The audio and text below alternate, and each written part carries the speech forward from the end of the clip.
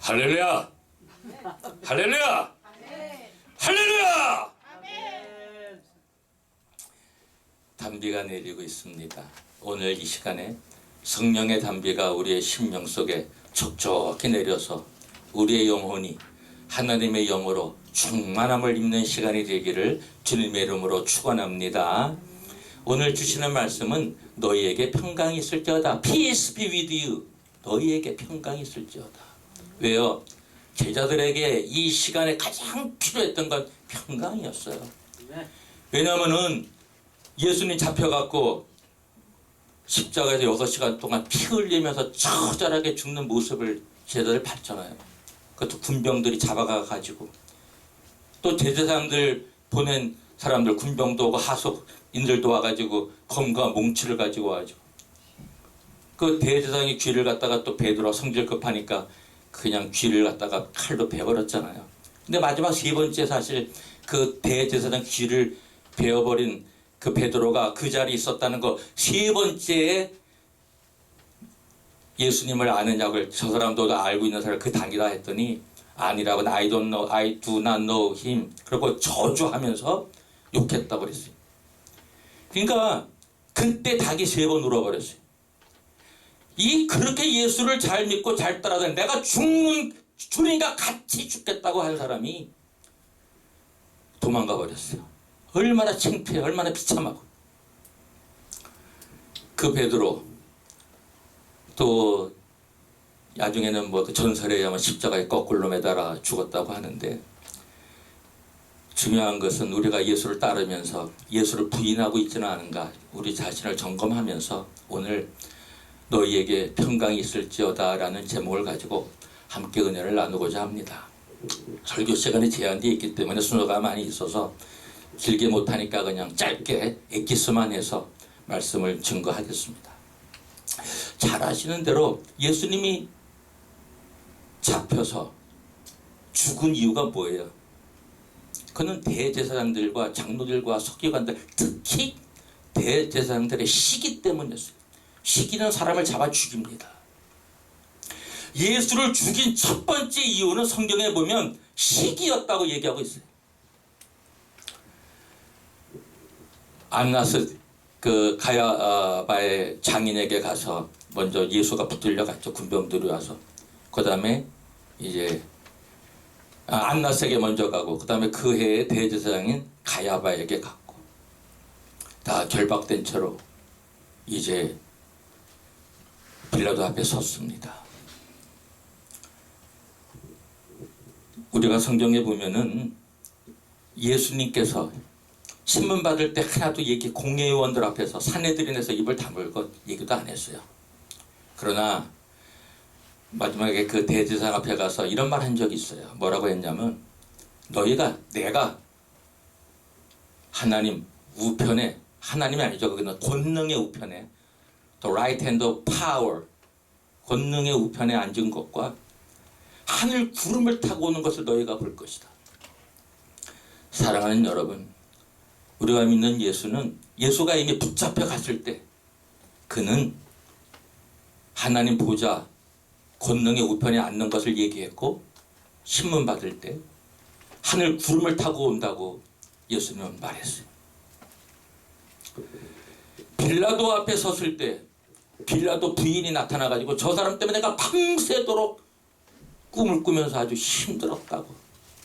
저 사람은 올바른 사람이다. Just man. 그 사람은 올바른 사람이다. He is just man. Right. He is right person. 그는 죄가 없는 사람이다. 알았어요. 빌라도 부인도 알았어요. 죄 없는 자라. 빌라도도 알았어. 그러나 군중들이 바나바를 놔줄까 예수를 놔줄까 할 때 뭐라 그랬어요? 바나바를 놓으라고 예수는 십자가에 못 박으라고 군중들은 외쳤어요. 빌라도 정치적인 자기의 생명 때문에 예수가 죄 없는 걸 알았지만 군중들이 고함을 치니까 거기에 이기질 못해가지고 예수 그리스도를 십자가에 못 박는데 내어주고 나는 여기에 대해서 죄가 없노라고 손을 씻고 이 피가 너희와 너희 자손들에게 돌릴지어다 라고 빌라도가 얘기합니다. 저는 유대인이 왜 이렇게 그 히틀러에게 대량 학살을 당했는가, 좀 죄송한 얘기지만 유대인에게 거기에다 역사적인 이런 핏값을 너와 네 자손들에게 돌린다는 거기에 연관이 있지 않은가라고 이렇게 역사적인 사건도 연결시켜 봅니다. 어쨌든 그 핏값이 유대인들을 엄청난 그런 대학살을 당하는 역사의 그런 이루 말할 수 없는 잔인함의 고통의 그런 정말 피비린내 나는 그러한 죽음을 당했습니다. 예수님도 십자가 사건 앞에 놔두고 얼마나 괴로웠냐면 내가 죽을 지경이다. 내가 죽을 것 같다. 아바 파더, 아바 아버지여, 이 잔을 내게서 옮겨 주시옵소서. 그러나 내 뜻대로 마시고 아버지의 뜻대로 하시옵소서. 이 잔이 뭐예요? 예수님이 목요일 날 성만 찬할 때 하신 게 뭐였어요? 떡을 주고 이건 내 몸이다. 먹어라. 받아 먹어라. 나중에 잔을 가지시고 언약의 피, 이거 내가 너 죄를 씻기 위하여 흘리는 언약의 피, 내 피다. 너희를 위하여 흘리는 내 피다. 사랑하는 여러분, 예수님은 십자가에 달려 돌아가시는 8시간의 고통이 얼마나 처절하고 힘든 걸 알고 계셨어요. 그래서 아버지한테 부르짖었어요. 아버지는 모든 걸 하실 수 있는 분입니다. 아버지는 모든 걸 하실 수 있어요. 이 잔을 내게 옮겨주세요. 그러나 내 뜻대로 마시고 아버지 뜻대로 하시옵소서. 이 잔이 뭐예요? 잔에 뭐가 들어있어요? 포도주가 들어가 있는 거예요. 그 포도주가 뭐예요? 피요, 피. 이 피가, 내가 흘리는 그 피, 처절한 그 고난, 그 고통, 이 형벌, 저주, 예수님이 대신 받는 이 끔찍한 이 형벌이 예수님은 너무 힘들었고 감당하기 어려울 그런 것을 미리 알았기 때문에 겟세마네 동산에서 한 차례, 두 차례, 세 차례 자리를 옮겨가면서까지 세 차례 기도를 하고 세 차례 기도한 자리에서 예수님은 잡혀가지고 이제 목요일날 저녁에 잡혀서 신문받고 이제 빌라도에게 새벽에 넘겨져가지고 빌라도에서 십자가에 죽이라는 군중들에게 빌라도는 내줄 수밖에 없었던 그 정치가의 그 정말 바른 양심을 행치 못하고 죄 없는 자를 십자가에 못 박게 내어주는 그 빌라도. 사랑하는 여러분 어떤 정치 세력에 잘못된 불의 앞에 잘못된 판단에 여러분을 내 주신을 그냥 내버려 맡겨버리고 아무 소리도 못하고 지나는 우리들은 아닙니까? 그런데 어떻게 됐어요? 예수님, 참, 너는 너무너무 감격스럽고 너무너무 희열에 가득 찬 예수님의 말씀이 있지. 예, 이겁니다. 요한복음 16장에 있죠. 28절에서 33절에 보면 내가 아버지께로 나와서 세상에 왔고 다시 세상을 떠나 아버지께로 가노라 하시니 제자들이 말하되 지금은 밝히 말씀하시고 아무 비사도 하지 아니하시니 우리가 지금에야 주께서 모든 것을 아시고 또 사람의 물음을 기다리시지 않는 줄 아나이다. 이로써 하나님께로서 나오심을 우리가 믿삼나이다. 예수께서 대답하시되 이제는 너희가 믿느냐? You believe at last. 영어 성경이 이렇게 돼 있어요. 한국 성경을 보면 너희가 이제는 믿느냐? 이제 너희가 믿느냐? 의문형처럼 돼 있는데 아니에요. 이거는 느낌표입니다. 이제는 너희가 믿는구나. 예수님이 이런 감탄에 표현하는 거예요. 이제는 너희가 믿느냐? You believe at last. 영국식으로는 you believe at last. 드디어 마침내 너희들이 믿는구나. 내가 하나님으로부터 나왔고 하나님을 이 세상을 떠나 아버지에게로 가는 것을 너희가 믿는구나. 이거를 제자들이 예수에 대한 정체를 바로 알고 하나님으로부터 나와서 하나님으로 간다는 것을 알았기 때문에 예수님이 너무 감격스러워서 이 말을 한 것. 보라, 너희가 다 각각 제 곳으로 흩어지고 나를 혼자 둘 때가 오나니 벌써 왔도다. 그러나 내가 혼자 있는 것이 아니라 아버지께서 나와 함께 계시느니라. 이것을 너에게 이름은 너희로 내 안에서 평안을 누리게 하려 함이라. 예수님도 십자가 처형을 앞에 놔두고 제자들에게 평안을 주기 위함이라. 인간은 평안이 매우 중요해요. 현대 사회가 얼마나 초조하고 불안해. 그러나 예수를 믿으면 오는 것이 가장 중요한 특징 중에 하나가 평안입니다. 예수 믿고 평안이 없으면 아직 예수 제대로 잘 믿고 있는 거 아닙니다. 저는 어떤 것도 두려운 거 세상에 아무것도 없어요. 왜? 평안이 있기 때문에. 또 계속 또 읽어나갑니다. 이게 요한복음 16장 바로 조금 전에 말씀드린 28절에서 33절에 있는 본문을 제가 좀 읽어드리고 있는 겁니다.